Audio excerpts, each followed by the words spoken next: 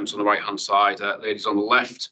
Obviously, no smoking building. Again, if you do want a cigarette, please go outside into the car park. Mobile phones, please do keep them on silent or vibrate. If you do need to take a call, obviously, please do leave the room. Before we start, I'll just mention the Atkins Realis brand. So we were Atkins, part of the S&C Lavalin group.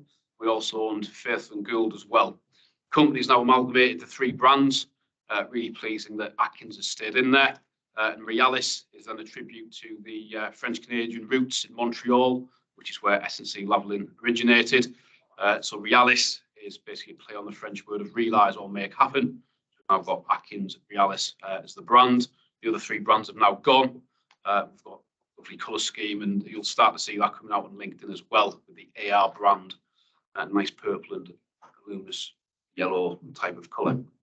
Okay, so I'll stop there and I will invite Jacqui to continue with the proceedings. Good evening all. I thought I'd put up our company purpose up here around engineering a better future for our planet and its people. Just kind of a bit about the organisation, obviously, that Paul's just talked about. But first of all, a bit about me. So I'm not a project manager, I'm afraid. Sorry to disappoint. But I am a chartered management consultant. I've been in the organisation since 2002, so quite a long time. But I predominantly worked in the public sector, advising big government programmes across multiple sectors, including education, health, and security and intelligence, and broader government. Bit about me. So I do sit on the Management Consultancies Association Sustainability Working Group, and I also sit on Tech UK's Climate Council. So I have lots of different perspectives from kind of that digital transformation projects that we're starting to see. But what people always say to me, well, what about you, Jacqui? So I suppose I've got some pictures here. This is my little lady Eva here. And she's my big driver around sustainability, actually, because it's really important to me, because I really want to make sure that she is living in an equitable and fair world when she grows older, and also she has a world to live in. There's lots of plants. I absolutely love taking pictures of plants. I don't know why. I just love how beautiful they are and the colours. And I really want to see that biodiversity really maintaining throughout the world. So to kick us off, because I like a bit of audience participation, that's all right, I'm not going to make you do a dance or anything, is we've got a Slido quiz. So if anybody's used that, you can use your mobile phone to go into slido.com. I can see lots of people grabbing them. And Jordan is going to be my tech assistant on this. And we've just got a really simple question, first of all, for you. Hopefully you can get in. And that question is, what are the key sustainability challenges that you see in project management? So it's a free flow box, so just put down what you feel is your personal views.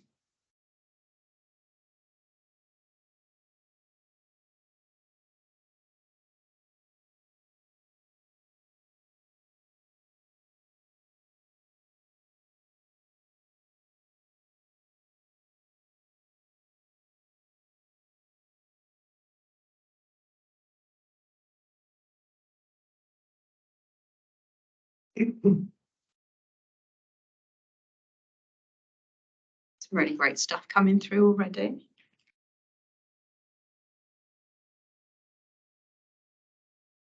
Get a signal. Oh, have you got a Wi-Fi code by chance?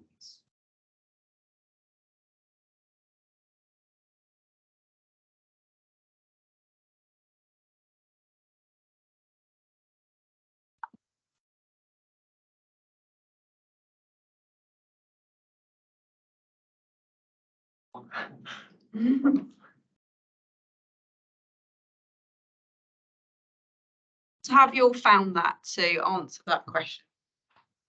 Difficult, easy?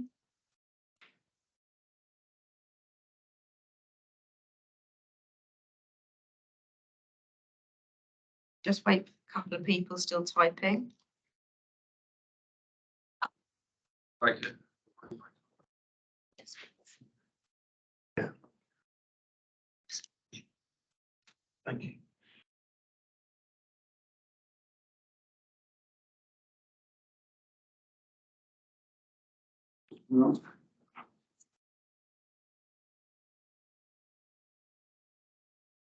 Loving the themes that's starting to come up around communication, the impacts, costs, understanding. So.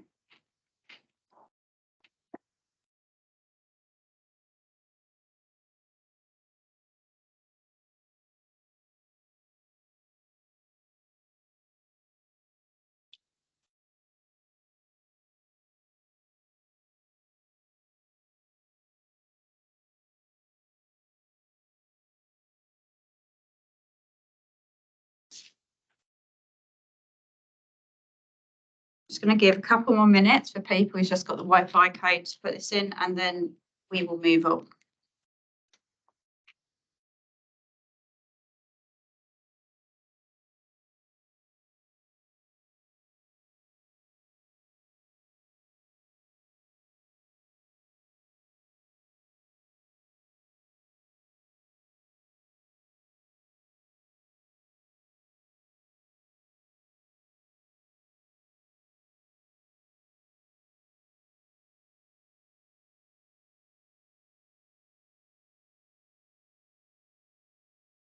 Big bit of understanding those themes coming through, of getting buy-in, client buy-in, scope, really interesting things, stakeholder management coming through. I think there's some real themes coming out of this, which is great to see. But I'm going to go back to our slide show now. So thank you for that. We will come back to some other questions a bit later on.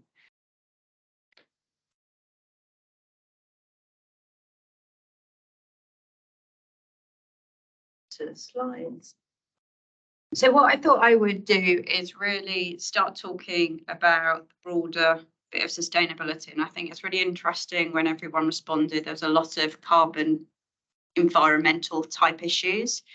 But the actual definition, this is from the UN's definition of sustainability, is around meeting the needs of the present without compromising the ability of future generations to meet their own needs. So actually sustainable development requires an integrated approach that takes into consideration both the environmental concerns, which we see a lot with net zero and things like that, but also considers it alongside the economic development as well.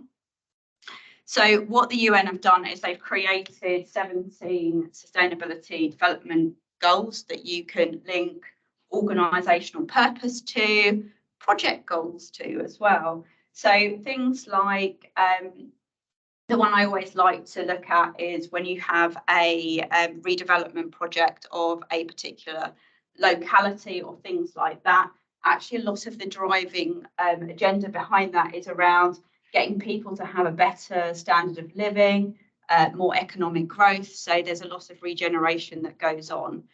And I think this is always a good kind of foundation to link yourself as a project manager back into and talk about, you know, how are you impacting some of those? Because there will be some tenuous links in your projects to, you know, we might not see zero hunger, for example, as a big driver, but you might see that in an international development project.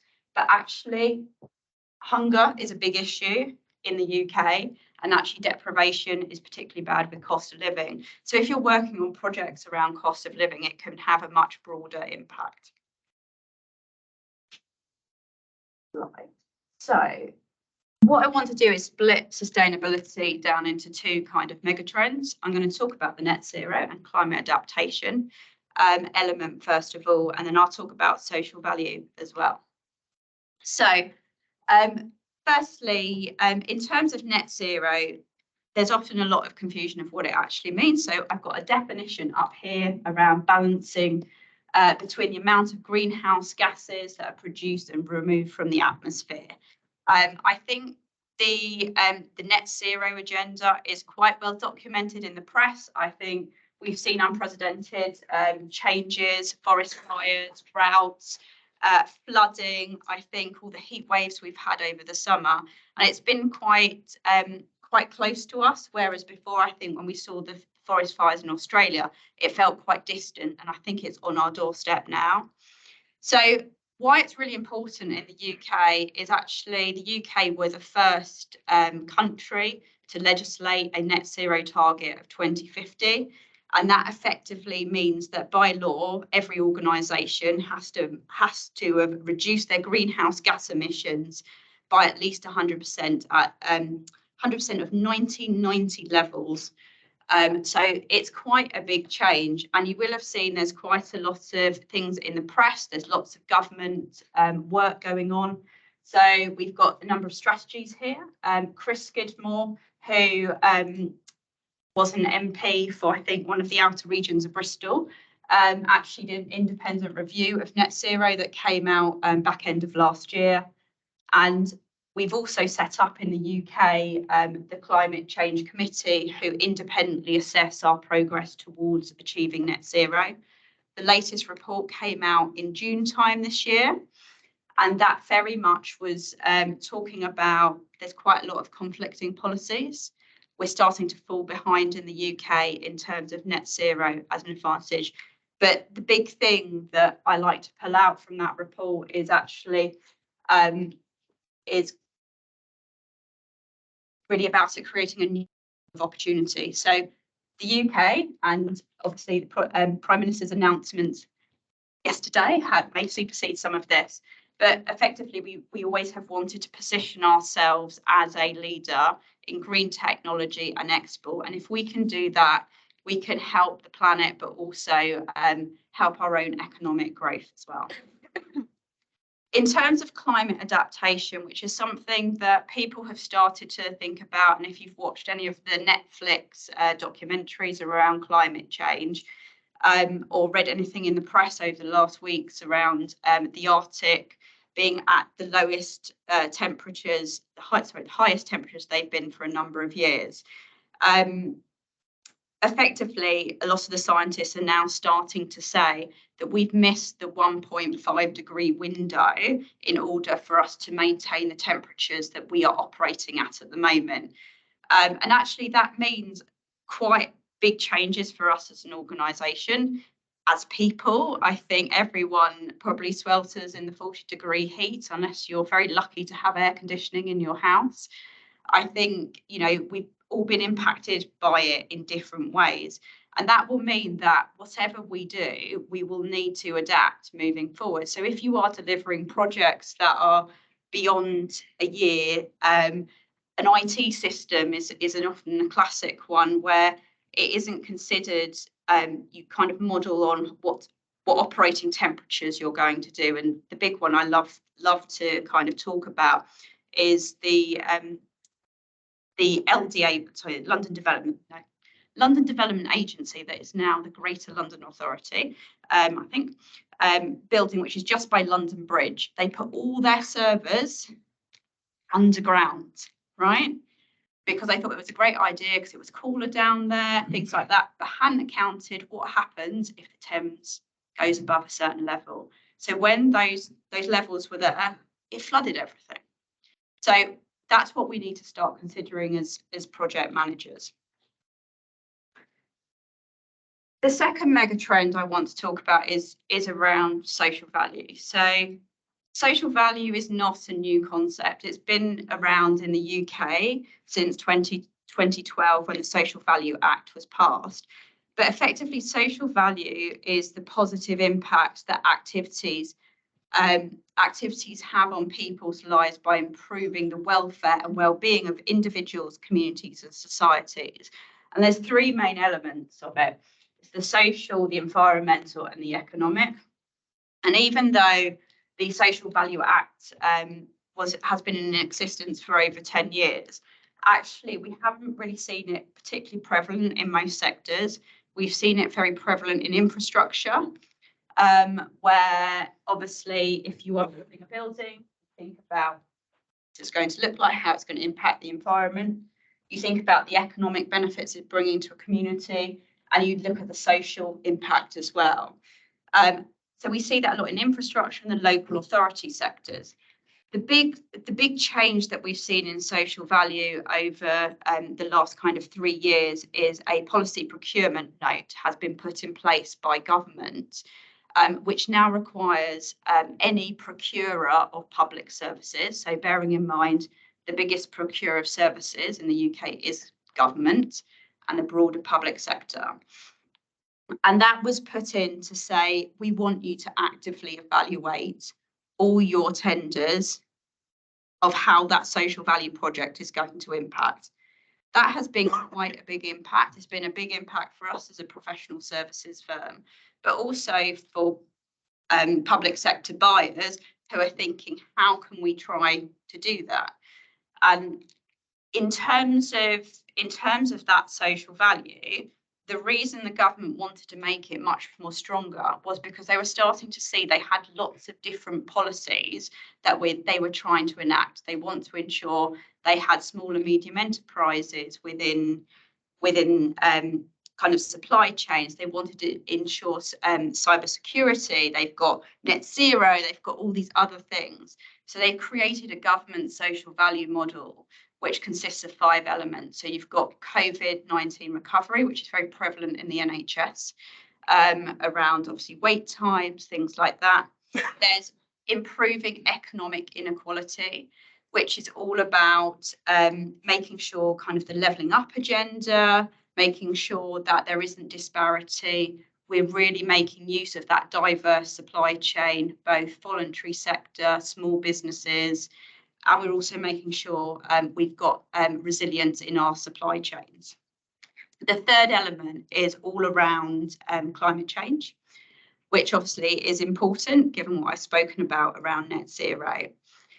The fourth one around ED&I think equality, diversity and inclusivity is really important, and it's been very much dominating headlines in businesses talking about actually how ED&I can support productivity in organisation. And finally, well-being. So we've seen massive impacts of well-being from the pandemic, mental health challenges, physical health challenges as a result of that.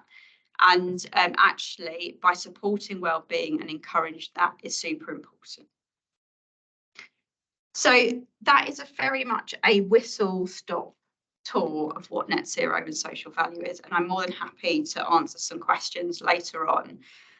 But what I wanted to say is sustainability is very much, it was kind of seen as a hippie movement probably about 10, 15 years ago.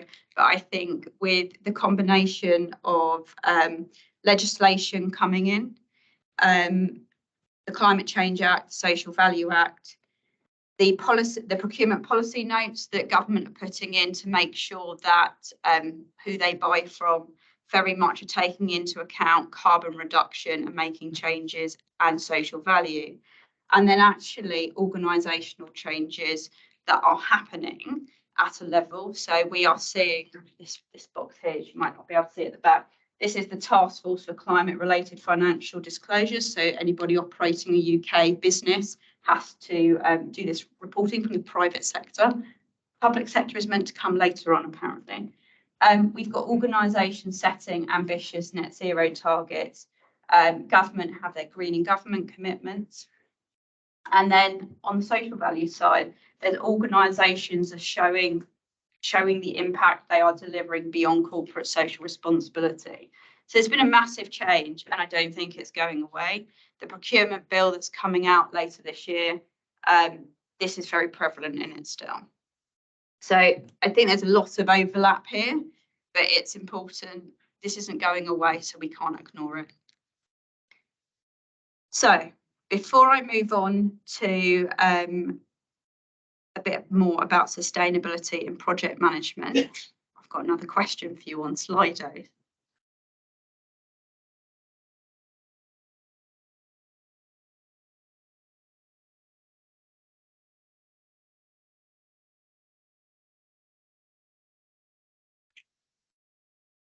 Is a bit of a different question, so it's more about what do you think sustainability means for you as a person? So it's in front of the QR code, that's not helpful, is it? And it will mean different thing to different people.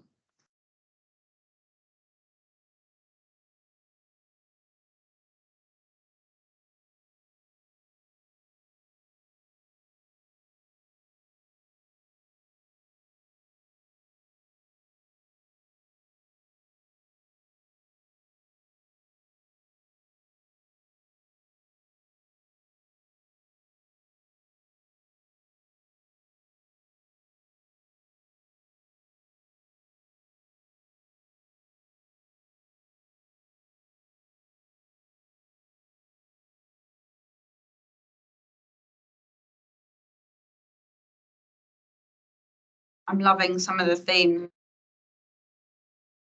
through back to people have a responsibility for taking action here.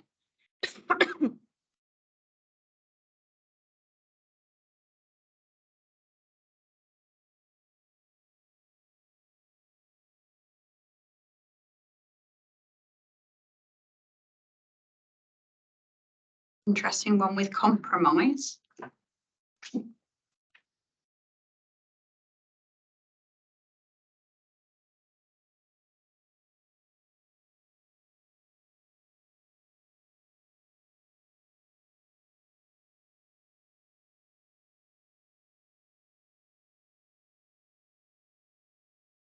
So when it comes up big in the middle, it means more than one person has put it. So look, I think that really says something around that embracing challenge there.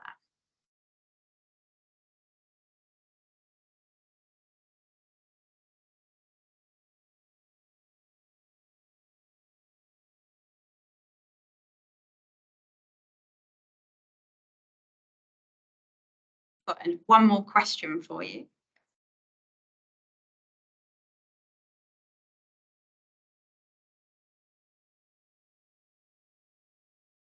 So just a quick fire question here, no long typing. Do you think it's clear for project managers?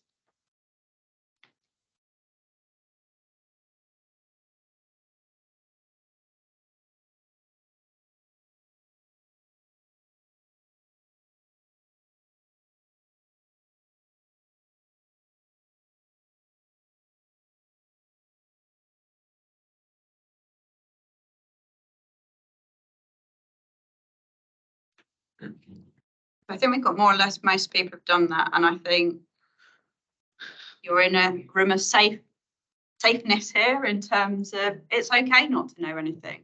Actually, we're all on a learning journey. There is so much legislation change coming out, things happening, new technologies that we need to really embrace sustainability and things like that, that it's okay to not have all the answers at the moment. But I think it's about how we can drive forward and change things.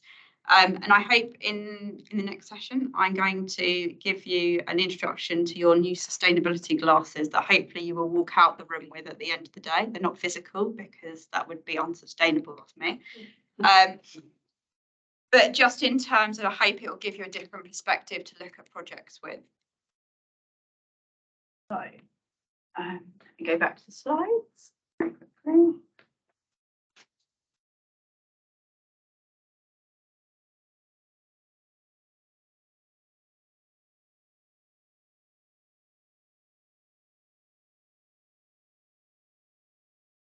So I thought it would be, I've got two bits of got purple and green slide things there.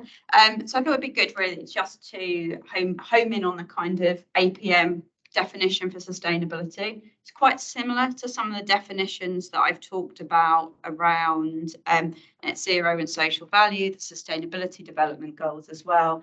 But I think it's all around balancing, so the environmental, social and economic aspects of project-based working, that you need to meet current needs of stakeholders because cost is a big driver at the moment, right? So something that I penned about 3 years ago now actually was the good old integrity triangle that we as project managers really live by is changing, right? We've had that bit of sustainability previously, and people have gone, yes, we must be sustainable. But as soon as cost pressures came, we forgot about it. I think with the legislation and everything that's happening in terms of organisational goals and things like that, we have an integrity triangle. So now you need to look at triangle diamond even. You need to look at it with a new pair of specs on to say actually how can I consider that? So in terms of sorry, I'm quite good at my clicking through. Oh, look, they spin as well. So what role does the project manager have? And I say your role is pivotal here. You are, sustainability project management go hand in hand. And actually you are in the greatest position to really help influence and drive sustainability into the life cycle of a project. So at a high level, what that means is change initiatives need to be delivered through sustainable working practices. So think about, sorry, I've lost my train of thought there. Think about, how you can deliver your project in a sustainable way. Do you need, in your supply chain, can you think about how can you use local enterprises? How can you really think about the carbon impact of your suppliers? Are you getting things that could be produced, down the road in Bristol, or are you getting them from China? There's lots of opportunities to think about how you can reduce your carbon impact and start really thinking about how you can change how you are doing things. I really like a super simple, easy way to put social value into projects. So quite often in organisations, we never have meeting rooms apart from at 7 o'clock at night, obviously. But it's a fight for meeting rooms. So what happens? Everyone goes to hotels, the Hilton, all those kind of things. There's a real opportunity. There's some great social enterprises out there who have community halls that you can hire out, and you're actually giving that back to the community. So you can still have the same requirements of what you need from that venue, but it makes a real big impact in terms of that. Think about hybrid working if you want to reduce your carbon footprint. Appreciate, depending on the type of business you do and the organisation you work in, it's not always possible. But how can you really encourage, travelling differently? Things like, are there some community bus services you can link in with? There's lots of opportunities you can do around that. The second thing is sustainability really needs to be embedded into the vision and objectives of all projects and change initiatives. So for me, what I often say is, we better think about those sustainability things after. But it's really starting to articulate those up front when you're doing that project definition stage, and really talking about linking it to those objectives. What tools are you going to use? That kind of thing. And then thirdly, new skills and knowledge need to be acquired to deliver sustainability initiatives. This is a fast-paced agenda, I suppose, around sustainability. There's new technologies popping up, there's new legislation popping up that we have to adhere to, and trying to keep abreast on that, and really just understanding what are people talking about. I'm sure most of you will have heard of Greta Thunberg. I think she's quite an inspirational speaker, and she says things just how it is. Really, she doesn't, take about, we should think about it from this way, but take in those perspectives, because it's really important to broaden your understanding of how different stakeholders might react to things. So what I'm going to do now is, this is the APM project management cycle on the right hand side here, is I'm going to do a little bit of a deep dive into each of those stages and some of those considerations you can think about. So if we start with the concept stage, so I've got 3 points under here. Some of them got quite a lot, as you would expect. So really understand why sustainability is important to the organisation or client. I think a really great example of this is the Olympics.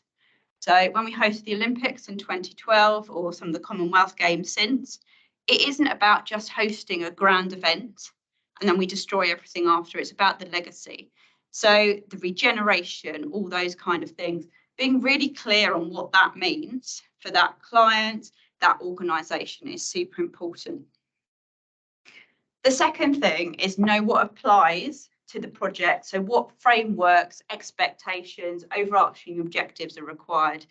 Some of this might be, you might be used to this. So in the aviation sector, you have to be prevalent of all the safety regulations that are out there. And actually, if you want to think about how can you use recycled materials in an aeroplane, it's quite a complicated process. So I think just try and be aware of what policies and things might be appropriate to that. And then finally, similar to the other point, but identify and understand special sector requirements. So the waste directives at the moment haven't quite caught up with kind of sustainability and what's called circular economy and the reuse of products. So it's really understanding where your levers are that you can change at that concept phase. Should also mention the important, I have got another case study actually around Heathrow. So in 2020, they put in there, we're going to do our third runway, let's consider it. And it got rejected because it was considered unlawful because they hadn't taken into consideration what we signed up as a UK kind of country around the Paris Agreement. So there's some really highlighted examples of where if they'd done this, they would have been a bit more successful at that stage. So in terms of the planning stage, got 7 points in here, so apologies. But I think, you know, there's a lot of things that you can do. And I think, you know, unsurprisingly, the most important stages are probably the planning and the delivery stages here. But really articulating of frameworks and expectations. So what is really out there that you need to make sure it's clear in the planning, you're doing that. The second thing is create the elevator pitch to ensure a connection between sustainability objectives and the goals in your project. I can honestly say the majority of organisations, sustainability will not be the driver. It will be a benefit. So I think it's important to understand that. In terms of when I've spoken to chief information officers and chief technology officers, their concerns are about keeping the lights on in their IT departments and reducing costs because it's gone up with the energy crisis. So actually, it's about how you can bring out those sustainability benefits if you are doing an IT rationalisation service and things like that. So I think there are ways you can do it. And also from a business change point of view, which I'm quite passionate about, people are more likely to turn off a screen that you've got left on overnight if you tell them it's about saving the planet rather than saving the organisation money. So I think it's really important to consider that at this stage because it will help guide you through that delivery stage. Third one is around formulating project goals. So they include sustainability considerations. I covered that briefly before. Really articulate it at the start, not at the end. Identify special challenges and opportunities related to sustainability.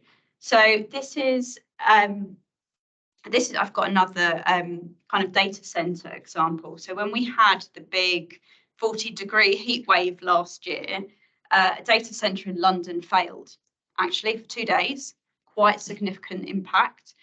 And that was because that had only been designed to counter 30-degree heat. 10 years ago, we didn't go above 30 degrees in the UK. And that's where that climate adaptation is really important. And isn't it better to think about that at the planning stage rather than 10 years after we've delivered it? So I think it's all about thinking about what some of those things are. Think about where data will come from in terms of reporting. So some of you put carbon accounting up on that first question on what does sustainability mean. Social value as well. You need to actually have new processes, tools perhaps in your toolkit as a project manager to be able to track carbon, social value. There are a number of social value proxy tools out there that different sectors use. So you might have heard of some of them. Things like Thrive, Loop, and the most famous one, which is done by the Social Value Portal, is the TOMS model. And that gives you an impact on, so if you deliver some community engagement, for example, it'll give you, that's £10,000 benefit to the community. And that, I think, really helps in the business case, the kind of business case stage as well. And if you think about it now, it makes it easier in delivery. Map your stakeholders. Loads of people are on different journeys in terms of sustainability. Not everyone will be an expert, and some people are still starting to understand it. I think, it's a really interesting environment, and you can get a room full of people with completely different perceptions around it and why it's important. Finally, on this stage is around collaborate to challenge, right? I would encourage talking about sustainability a lot, because actually the perspectives you get from different generations, different industries can really drive a different conversation and get you thinking about actually how something might be perceived in your project a bit differently, and might help with that articulation of those sustainability objectives. And then the development and control stage. I have got 5 areas here. It's all right, we're going to get a bit less soon. So this is around ensuring the team and stakeholders understand the sustainability goals of the project. So the number of people that I hear go, oh, I'm working on this project, or I'm working with this client. Oh, have they got a net zero target? And oh, have they got a social value strategy? It's really important to really make sure your team understand those fundamentals at the start of this phase, so that you're all on the same page. Otherwise, something will prop up and it doesn't always go right. Second one is continue to review and challenge existing objectives. How can you as a team really drive up and improve the sustainability of the project? There's some great ideas that can come from project teams and stakeholders. The crowdsourcing, I'm not talking about doing mass consultation for 9,000 users, but really start to understand that and have that environment where you can encourage ideas and innovation, because there are new things being delivered all the time.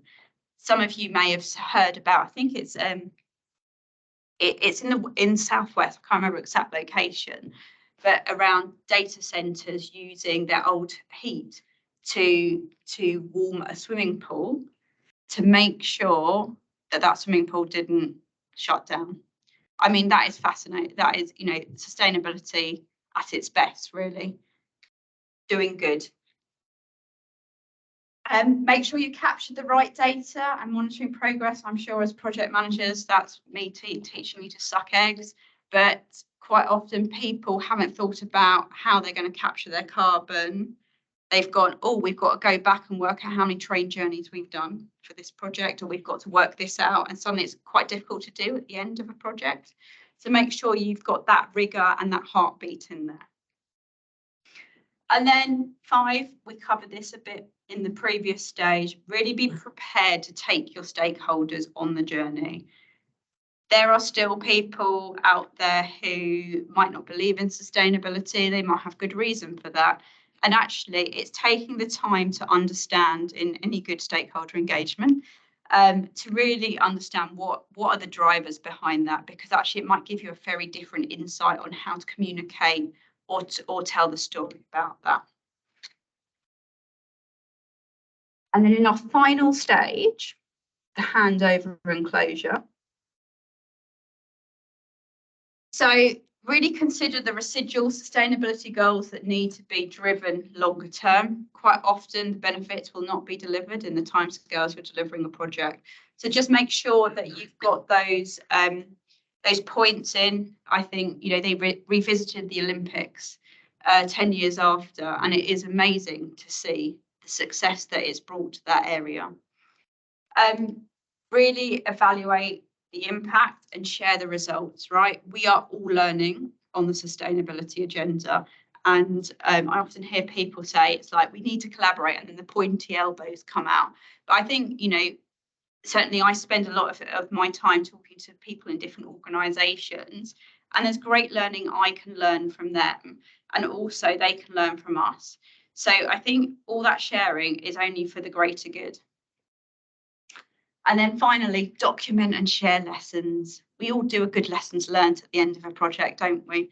But I think particularly with new technologies, different pilots used to really tackle sustainability, we need to be documenting where those lessons are and sharing them more broadly.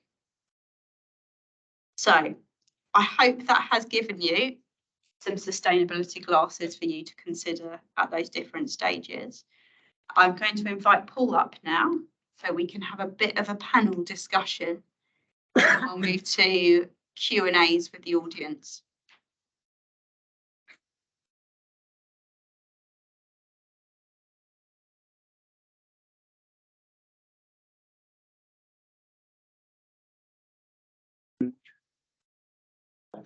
Definitely like the sustainable glasses, Jacqui, that are virtual. That's excellent. Yeah, I do wish I had a pair of green glasses. These are a bit blue. I should get some, shouldn't I? So I think as you've asked the audience some questions, I think it's reasonable that maybe to ask yourselves one of the same ones. So what are the main challenges that you're seeing around sustainability right now? Would be the first one. Jacqui, if you're all right to lead off. So I think for me, the biggest thing is the pace of change. There is so much happening. You look at legislative changes, you know, new technologies out there. It's super confusing, and sometimes you have to be a bit of a sponge. But the other challenge I think we have, and certainly I've seen that through my role within the organisation, is people are really good about considering sustainability outside of work. As soon as they walk through the door, it's like they de-sustainability eyes, I suppose. And suddenly they're like, oh, I'm just going to go back to my bad habits. I'm going to go and get my coffee mug. I'm going to go and get this. I'm going to do this. I'm going to use all my plastic and print everything. And I think that's a real challenge, you know, not just for the project management community, but broadly. So I think they're my two top ones. Time it feels. Thank you. Do you have anything to add to that, Jordan? Any personal? Yeah, I think that the sustainability, I think that's a very, very true thing. Like at home, like lots of recycling and like food waste bins and stuff like that. And then almost like when you get to work, you forget it also applies to your projects as well. So I think in terms of like my challenges then that I think about sustainability is one that we identified right at the start on the first poll. And I think a lot of people put understanding. And I think understanding the breadth of the scope of sustainability is one big issue. So whenever you think of sustainability, you would ultimately or immediately think of the environment and climate change and things like that, and rightly so. But then there's also the economic sustainability associated with projects. But the third thing, and I think you mentioned it a little bit, was the well-being aspect as well. Like in terms of a person's well-being during the delivery of a project. Is that person able to deliver that project in a sustainable way? Is the project set up for success? Have they got the right support in place and things like that? So I think understanding that sustainability is wider than the environmental implications is a challenge as well. But again, it's centered around understanding. Yeah, thank you. That came out for me as well, that actually it's a very broad topic that we need to get our arms around. It isn't just about being green, as you said at the start. So thank you. Adam, find it yourself. Yeah, I mean, so I've been working on a net zero project. And I think biggest challenge, or one of the biggest challenges I've seen, is understanding, as we've kind of all said earlier, the scope of emissions. You know, who owns them as well. So you get different owners, you get scope 1, scope 2, scope 3. And one person's scope 3 is another's scope 1. And so it's kind of working, especially within different organisation, who owns in the supply chain. And I think what's quite interesting is like Rolls-Royce recently published what they see as their carbon footprint. And it's huge. It's like 0.6% of man-made emissions. And that's massive. And you think, how's that? It's because they put that whole value chain in it because they're owning it. I think that's a really mature, impressive thing to do because they realise they've got the levers to change. So they're not saying that's not our problem. We want to have a small problem. They're actually embracing it, which is quite refreshing. Yeah, thank you. Yeah, I have another point as well in terms of like a challenge that I've picked up, and it's one around like hesitation as well, particularly from like organisations. I think there's like a little bit of hesitation around action in terms of climate change and net zero policy and things like that. And one thing you must get a gold-plated solution stood up straight away and implemented. And I think there's loads of little changes that can be made. And one, for instance, is sort of advising that people don't share attachments in emails and send links instead, and everyone like accesses via a shared link rather than increasing the carbon emissions associated with emails. So I think there's little actions that organisations can suggest that could make a big difference if they're adopted by everyone. And I think it's that hesitation that most people are waiting for others to act first, where it's a case of progress is progress. So we know it's probably going to be a good thing. So why is it not just suggested wider? Implement the program. Big bang approach. I think that's excellent. And again, some things in there that we probably aren't aware of, that there is a carbon footprint associated with emails. Yeah, it's a good one that hopefully people know. So thank you. I would add that the emissions that come from data now is outstripping global shipping emissions. So, and with AI and everything else, it is growing exponentially. And as I like to coin the phrase, we are hoarding in a digital world. Thank you. I think I'll move on to the next question. So you've kind of put the emphasis on PMs to be the ones that lead the change within projects. Clearly, there's going to be some people in the project teams in that stakeholder environment who aren't bought into kind of what the project manager is driving for from that sustainability perspective. So have you got any practical advice that you can give to PMs to help them overcome those people that maybe haven't bought into the need to be sustainable? I'll go yourself, Jacqui, if that's all right. So I think my big bit of advice is really get the conversation started. Actually, you've got to start somewhere. If there's some learning we can take from the ED&I agenda, quite often it is a lack of awareness, actually. So it might be, don't have a meeting. We are going to discuss this, but how can you bring it into your day-to-day meetings? I've read this on the Times. Oh, I watched this documentary on Netflix. Has anyone else seen it? It's really thought-provoking. I think that all helps to get people on the same page and start to discuss it.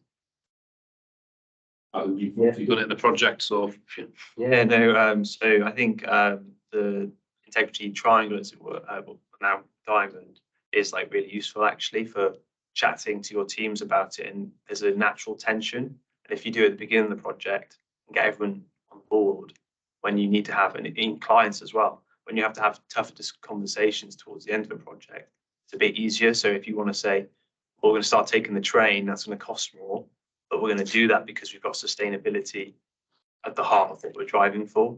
And another thing as well, I'd say, is that there's much more benefit associated with sustainability, like we've seen from Jacqui today, than just, saving the planet, which should be a benefit enough. But, the project we're working on at the moment, in defence, like we're actually majoring on resilience because that's really important, and that's something actually that if we have a more stable world, we'll have is going to be able to be a bit more resilient in that sense. But if we also have multiple ways of generating energy, that's again provides that resilience of blackouts, brownouts, the more demand on the grid. So just having those conversations, I think. Yeah, thinking about the travel's a good one. So Jordan, because I think the train's going anyway, isn't it? So helps if you get on that rather than create an additional burden with the car. It's really good. Thank you. Yeah. Great, Jordan. No, I think both picked up on communication as the key sort of bit of advice, and I think that's completely true. I think what I've written down is, I think you'd like to think that people who are maybe skeptical of the impact that sustainability has, you'd like to think that you'd hope that there's going to be a rationale behind that decision. And everyone's probably going to have a sticking point if they're thinking of the previous triangle or maybe the diamond now. So it's about phrasing the conversation or the challenge of sustainability in a person's language and picking up on their particular pain points. So if it's a financial pain point or something along those lines, like framing the benefits of, okay, but if X happens, you're going to be financially worse off because you're an unsustainable organization or something along those lines. But maybe the attraction and retention one is a stronger example where there's a big growing theme of people coming into the workforce with a huge interest in working on sustainable projects, but delivering projects in a sustainable way as well. And I think that if organizations are able to provide those types of projects for the younger people coming through the organizations, then those younger people are more likely to stay with an organization and enjoy the work that they do. But one of the other examples as well is I work a lot with National Highways, and one of their main points is, or main objectives is around safety. And if you think about sustainability in terms of climate change, the weather, and increasing global temperatures lead to more extreme weather events. And then if you're running the motorway, an extreme weather event is the last thing you really want, to be fair. So flooding is a big problem with National Highways and something that they try and protect against. So if you can phrase challenge of sustainability in the sense of safety for National Highways, it's going to land a lot better. And I think that's the whole one of the solutions to tackling people who are somewhat skeptic of sustainable factors. I'd say as well on that one is just like the understanding, and like it's a broad church as well, and is I think just encourage conversation and allow people to talk about it. I mean, electric vehicles is one that always, some people are big proponents of it. Some say there's issues with battery technology, and it's all valid. And I think everyone's kind of got the same endpoint in mind. And so it's kind of being open with your teams, and I'd say allowing people to express their different points of view on it. It's not one size fits all. Yeah, 100%. Like just having an open, positive conversation without like shutting down anyone's views or anything like that. Just trying to get to the ultimate end goal. Yeah, correct. A few things there, tapping into what means kind of at a personal level resonates with the organisational change. So maybe they're starting to feel it's that cultural thing. So how do you start to embed a sustainable culture within projects? Is there anything again that you'd recommend people can do to embed that thinking? Want to go first? Okay. So I think there is something about leading by example. So I think, let's take a coffee cup, right? It's quite difficult, right? I had this panic when I got to the station this morning that I hadn't brought my water bottle with me, and I was like, I'm gonna have to buy a plastic bottle, and I was like horrified. Luckily, it was in my bag, and I did wonder why it was so heavy. But I think there is something about try and lead the way. So as Paul was talking about of getting the train, how can you show your teams that you're getting the train? Actually, encourage feedback and that constructive feedback as well. So don't stand up and shout, you've got a non-reusable coffee cup across the room, but think about it using it as frame as a conversation on how as a team can we think about the coffee cups we're using and actually do that. And I know that's a very small change, and coffee cups alone won't save the planet, but is there something on your team that you could purchase some coffee or coffee capsules if you're lucky enough to have a coffee machine in the office instead of buying coffees from Costa or something like that. So I think it's a two-way dialogue, but I think the leading by example is super important. I think it's really difficult in some organisations when, if you take an organisation like Environmental Agency, they've been leading around sustainability for a long time, and their culture has come right down from the top. So as leaders, as project leaders, we've all got a role within that. I think it's key looking at kind of the role you play in Atkins, again, setting the tone with Atkins. I suspect all organisations don't have a net zero kind of champion like yourself. So yeah, definitely set from the top. Thank you, Jordan. Well, thanks, Gordon. So in terms of like embedding your culture into your project managers and your organisation and things like that, I think it is it's a huge challenge. So I think one way that you can action this is looking at the user perspective. So your project managers, specifically what they do on a daily basis, and what little things can can they do? Or if you're a project manager yourself, what little things can you do during your delivery? Because on a lot of the time, you're not going to be able to influence the ultimate outputs. So if you mentioned like you're building a building or you're building a road or something like that, I can't tell the client that no, we shouldn't be building that road or anything like that. But I've got to think about what is in my sphere of influence and what I can change. And if I think about running a team more sustainably, I'd look at maybe reducing travel or providing alternative travel, reducing in-person meetings or things like that. But thinking about how I can deliver the project, not the outputs, because I can't make the output more sustainable, but I can deliver it in a more sustainable way. So thinking about my sphere of influence and the little changes I can make to improve my delivery. And I think just encouraging that would enable project managers to sort of embed sustainability into their delivery. I think progress is progress, like I was saying before, like little things like you mentioned about getting supplies like food tonight and things like that from like local suppliers might be a more environmentally or sustainable option. And I think just little things like that is can go a long way if they're spread the right way across an organisation. Yeah, people think, isn't it, that I used to do that. What is the thing I can do differently? Yeah. Even a coffee cup that isn't disposable that you use every time would be Yeah, and you know, I've worked with some organisations and we did some work to understand what sustainability meant for the organisation. And we went to the legal department who print all their contracts, even post-pandemic. They were like, well, my costs went up during the pandemic, so I was having to print all the contracts at home. And we were like, well, why are you doing it? Oh, because I prefer to do it. So there's always a bit of a personal preference, but actually, how are some of the things? Do you need to print all of the document, or can you just print a small section? Making those small changes can make a real difference. I think you mentioned before about the compromise word. That was me who put that, and I think you mentioned there's like a personal preference of them wanting to print it at home. But if they adopt a little bit of a compromise, but ultimately it's for the greater good, not printing all those hundreds of pages, I imagine, of legal documents. That small compromise can make a huge difference. And yeah, maybe it's people just realising liking a hard copy, but let's change that, isn't it, and do it electronically. It's not about going, 0 to 100% perfect overnight. Everyone is on their own journey, and actually having little changes that you make over a longer period might be better for you or your team. I mean, I would love to put heat source pumps at home, rainwater collection, solar panels on my house. Reality is I can't really afford it and I can't justify it at the moment. So eventually I will do it. It's on my bucket list in terms of those changes I want to make. But, it's about doing the other things at the moment that is in my control.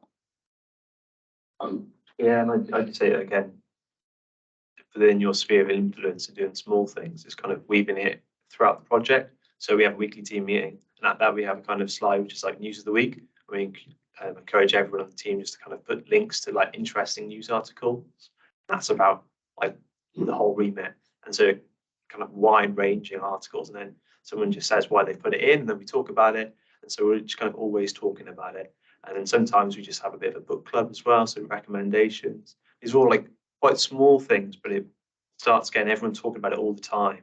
And it's trying to get it to that stage where it's at the same kind of level as like value for money. That's something that everyone always talks about, is what we're doing value for money. It should also be, is what we're doing sustainable? Like it should just be common parlance. Like we should just think about it all the time. I think doing it small actually helps with that as opposed to big bang.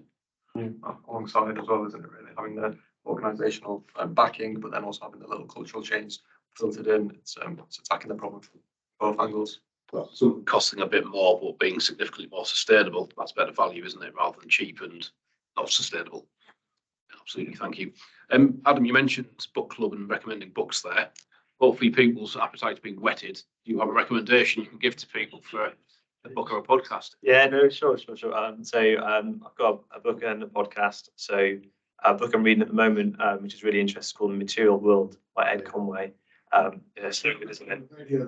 Yeah, it's really interesting. So it's basically, he's a journalist. He's picked 6 really important materials that we use all the time and everything. So it's like silicon, copper, iron, And so it goes on a journey, and he goes to all these manufacturing places. He goes to the mines they pull them out of, follows them all around the world, and it's just investigating our relationship with materials. And it's just super interesting, and it real makes you think.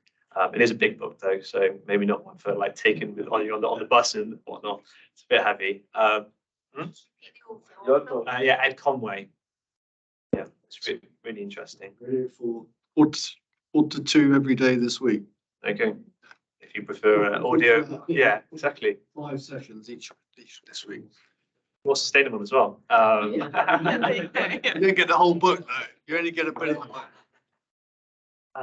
And then if you also work in the defence market, like I am at the moment, this podcast series called RUSI, Greening Defence, and they're looking at each kind of frontline command, so Army, Navy, RAF, and how they're tackling the problem, and they're all going about it very differently. Army have a big focus on solar panels, but then RAF are looking at piloting really novel technologies with universities. So yeah, very different approaches. They got some kind of very big names from within the organisations on the podcast. So yeah, really interested in their thoughts. Jordan, anything? I've got one, and it's The Uninhabitable World. I'm not quite sure who the author is off the top of my head, but I can find it after this. But you mentioned about Jacqui saying scientists are now saying that we're not on track for 1.5 degrees. This book talks about what happens if we are on track, if we hit 2 degrees, or if we hit 3 degrees, or 4 degrees, or and he goes through the what is going to happen basically in terms of like water, extreme weather events, land scarcity, like various factors, all about what happens if we hit the various different global temperatures. And it scared the life out of me because it's saying that we're definitely not going to meet 1.5 degrees of warming. It's probably more likely going to be 2 to 3. And I think if more people read that book, I feel like there'd be a lot more importance placed on sustainability and the need to protect the planet. So yeah, The Uninhabitable Earth by an author that I don't know the name of. Swells. It sounds about right. I can Google it now. I would add to that, if you want a quick snapshot, Met Office have a lovely video on YouTube, which is effectively weather report from 2050, and it is scary, and it will tell you like degrees of 50 in the UK, and it just brings it home really quickly. I've used it in some kind of facilitation workshops I've done to get people thinking about climate adaptation, and I think if you've only got 5 minutes, do watch it because it is scary yet fascinating. You got any other recommendations? Yeah, I've got a couple. So I think, I talked about Greta Thunberg. I think it's really interesting listening to her talk. It's a completely different perspective. She often finishes with 3 clear points on what you can do. She's done hundreds of podcasts, so I haven't got a particular one. In terms of books, I'm going to do more of a social value one, so called Invisible Women. Some people might have read this, but this is all about the data bias and how the world is designed for men. I know that might sound very feminist of me, but I would recommend everyone to read it because it is fascinating. And certainly some of the points I've discussed with my husband, he's like, I've never looked at it from that point of view. So I think that's good from a social value perspective. I've read that, it is really good. Yeah. The other one I've just bought is quite heavy. It's not an e-book, unfortunately, and it's been published by the Open University. It's Climate Change Coaching, and that's all about how to persuade people around climate change. So I'm looking forward to reading that one. Do a podcast on it afterwards. Yeah. Thank you very much indeed. So that's me out of questions. Is there any questions anyone else has? Ed? The panel. So over the last few years, I've been delivering projects in the rail sector and the defence infrastructure sector. They are always time constrained, always resource and financially constrained, and large sums of each, durations and money. The one thing that is never compromised is safety. It doesn't matter if it's going to be late, it's going to be more expensive. safety is never compromised. And of course, that was very different probably 30 or 40 years ago, and probably 20 years ago, that was very different. For each of the panelists, if I gave you a magic wand, what one thing would you do to shift the mindset to have sustainability just as important as safety? Never be compromised. Super tricky, tricky question. I think there's something about decision makers actually really understanding the importance of sustainability, because if we don't act now, we're going to have significant issues. We can't, the term kicking the can down the road because it's not important right at this second is really important. And actually having those decision makers being able to see beyond their financial year, their financial cycle, and actually thinking about the longer term benefits and properly weighing those up would be my thing, because I think we are quite a capitalist world, aren't we, with where money drives it. And I think actually if sustainability was a key driver like safety, then So, yeah, I think safety is an interesting one because there's always been a few big disasters, isn't it, that happens, and then that's what scares everyone and drives everyone to go, actually, this is really important. Like, people die if you don't do this right. So I guess if I had a magic wand, it would be there to be an event which didn't have anything bad happen in that sense, but people got the message of how serious it was. And they missed them. A near miss, yeah, maybe a near miss, yeah. So it had the impact of it, but obviously not the bad things that go with that. Because I think, yeah, for a lot of people, sometimes you need to see you're dealing with something serious. Yeah, I think it is an interesting question, and I think it comes to like your points as well, Jacqui. But I think as I mentioned about national highways, they value safety above everything, and it's if you can phrase, if they can understand that ultimately sustainability and non-action will lead to catastrophic events in terms of safety. I feel like that understanding and the shift of mindset that would be crucial. And I think that the compromise, I think if I had one wish, it would be just the acceptance of compromise. Okay, like a little bit less financial revenue, but ultimately long-term safety benefits and gains in terms of like well-being and like environmental impact and things like that. I think that would be my one wish, is just a slight compromise on some of the other factors to enhance sustainability. I've got a question for Jordan. Interested in, you said that you couldn't, as a project manager, influence the aims of your project in the sense that you're building a road and that's almost like given to you. All you could influence was the way it's implemented. But surely the heart of this problem is, how do we influence the requirements for the road instead of being a 10-year duration before it's got to be replaced, retarmacked or whatever? Get a 30-year life of it. It costs more, probably, almost inevitably, but it would, in the long run, if you do your business case, it would probably be cheaper.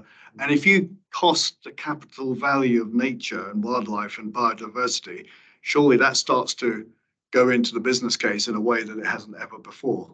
Any thoughts on how you as project manager can actually stop those, influence the requirements? Because they're not given to you as tablets of stone by Moses. Surely there's a team working up those requirements that you then go and deliver against. Sorry, I'm just trying to how do we get upstream of the problem to influence it? Well, it's who's deciding to issue the project. For instance, a lot of the time it's passed down from an organisation level. We'll set a strategy, then it's the team underneath that to sort of interpret what that means, set projects and programs, and go further and further down. So it's moving up the chain of command, I suppose, and then getting the business case in front of the more senior officials in the business, and having them issue the big multi-million-pound projects in terms of their strategies that they issue, rather than sort of putting wishy-washy targets and asking teams below them to interpret what that means and carry out the minor projects, as you say, like a road for 10 years, rather than the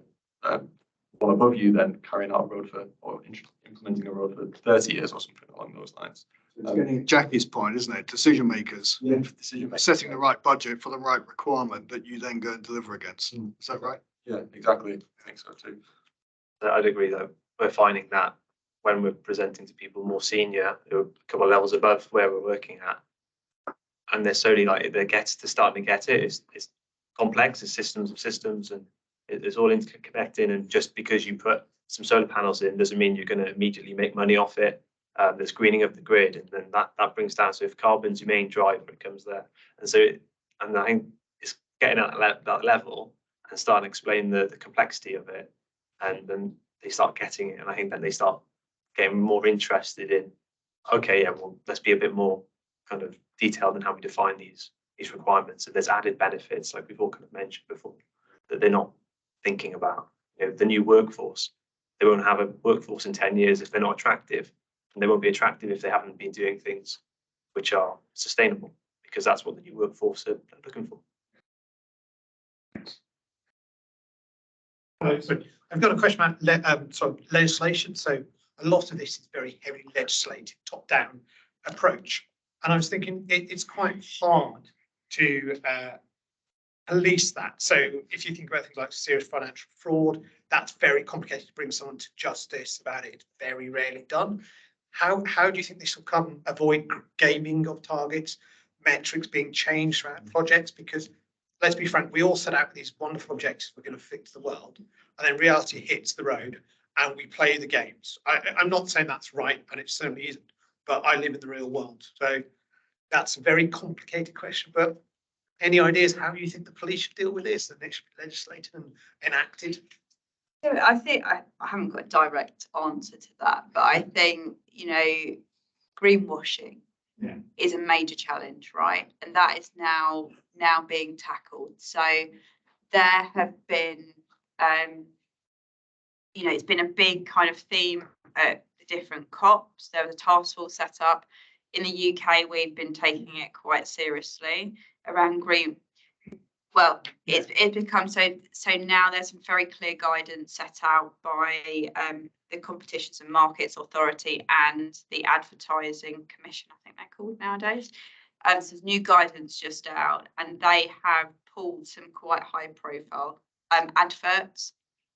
An oil company, I won't name them, but it effectively was on a bus stop, and they pulled it because actually they were making false claims. Now, what that oil company had done in terms of kind of their approach was they were trying to show that they weren't just, you know, evil petroleum. They were actually thinking about green energy and things like that. But actually how the advert had been perceived had been very differently. So we are coming down quite strongly on people like that, you know, in terms of the advertising world and greenwashing. I think in terms of policing it, I think it will become self-policing.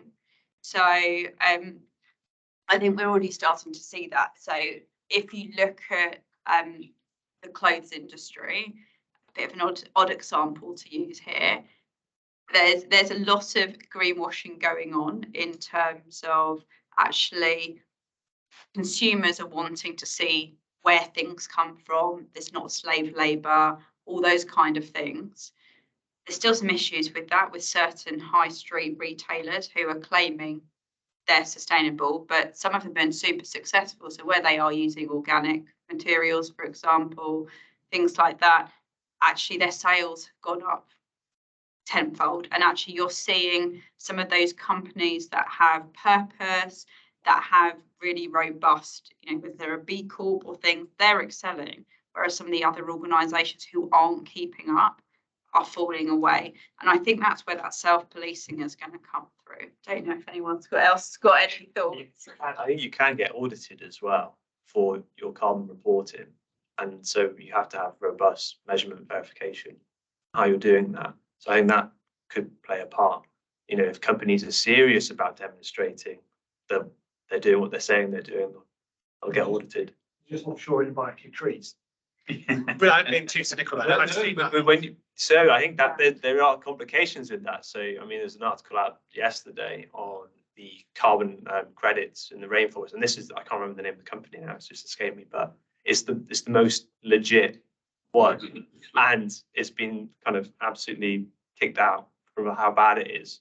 And so I think people are going to start seeing through that as well. And if you're getting audited, hopefully the auditing companies are going to start saying, well, that's not a legitimate carbon credit that you've purchased there. And you can't buy your way out of it. It'll be too expensive eventually. It'll be very short-sighted. I think the fines and stuff you'll start paying as legislation comes in will just make it just more and more expensive the more people delay. Yeah, I mean, there's definitely a case out in the motor industry where Fiat basically bought Tesla's credits at a good rate, and Tesla made an extra profit on that. But no, very interesting. Thank you. Linked to that, when people plant lots of trees as part of carbon offset, they, 5 years later, half of them have died and nobody's bothered to look after them. That has got to be sorted out, because there's that audit trail following up, not just next year, but actually those trees, if they're going to die, then in 10 years, and they're achieving nothing. So we need to find a way of following through. I think the topic of offsetting you could talk all night about. So I will do very quickly a synopsis. It's controversial. It's not regulated, so what you could be buying could actually not be going where you think it's going. We haven't got enough planet Earth to plant enough trees to offset. So actually, if you sign up for things like science-based targets, which a number of organisations have done, we are in the process of setting our science-based targets in Atkins Realis. Actually, what they say is you need to make substantial reductions before the consideration of offsetting. And I think what we have seen in line with the greenwashing is people are buying their way out because offsetting is relatively cheap at the moment. And planting trees longer term isn't going to be the solution, because there won't be any room for anybody to live because they have. Yeah. Exactly. There's wider biodiversity as well. So I think what you need is biodiversity experts, you need tree planting experts, you need farmers to have that natural tension, because you'll naturally find the land that is then most suitable for trees. And definitely you need to reduce what you're doing before you even start looking at offsetting. So yeah, I think that's an important thing. Checking the scope for, you mentioned like the PPN notice of being like, is it like 5% or 10% of now all bids are like social value? Do you reckon there's chance of them to increase that and make it more incentivized that way? Yeah, so I think there will be more incentives around that. So the idea of the carbon reduction plan that's coming through government, it's only on contracts over 5 million at the moment. They want to roll it out, but they recognise that small and medium enterprises are struggling to create carbon reduction plans because they don't have the expertise. But I think it's about actually highly demonstrating that you're on your path. You're not just going, oh, here we go, we're going to save this amount of carbon. They want to actually see real things, or there might be good reasons. So if you have mergers and suddenly your carbon is going to go up, but you need to be showing that progress. And I think when that is enacted, I think it will be an interesting one, because they were talking about enacting it very quickly. Cabinet Office when they kind of launched it in 2020. There still isn't any signs of that policy shift. They're still challenging to get people actually having those carbon reduction plans in place. I'm going to draw the panel to a close now. So I want to say thank you very much for a fantastic presentation, also very knowledgeable and enthusiastic panel. So a round of applause.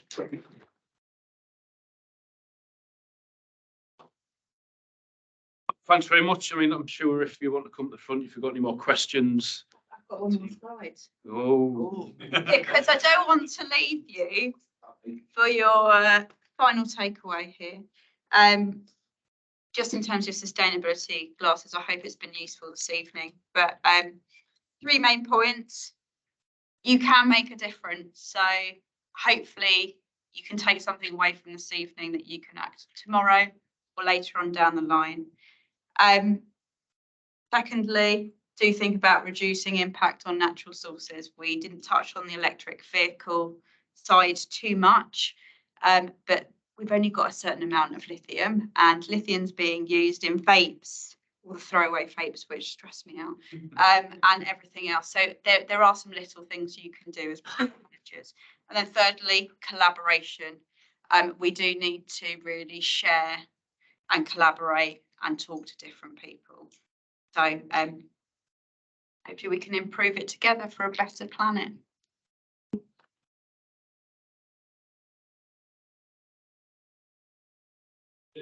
You're available for more questions if people have them, if you want to. I put up a link to the thought leadership piece about the triangle to the diamond as well, if you're interested. Come along as well, thank you.